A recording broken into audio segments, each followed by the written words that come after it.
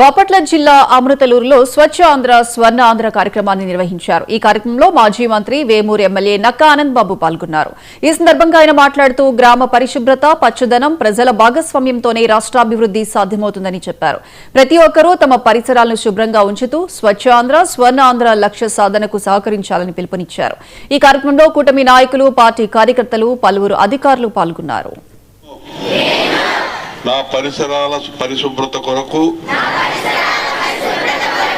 ప్రతిరోజు కొంత సమయం కేటాయిస్తానని నా వంతు కృషిగా స్వచ్ఛతా కార్యక్రమాల కొరకు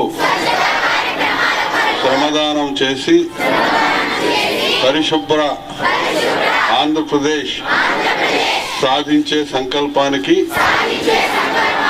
కట్టుబడి ఉంటానని ఈరోజు పరిశుభ్రత గురించి నేను వేసిన ఈ ముందడుగు ఆంధ్రప్రదేశ్ రాష్ట్రాన్ని శుభ్రపరచడంలో సహాయం చేస్తుందని నమ్ముతూ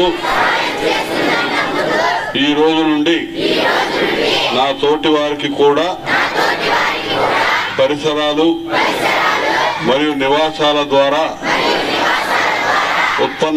ఉత్పన్నమయ్యే వ్యర్థాలను వనరులుగా ఉపయోగిస్తూ స్వయం ఉపాధి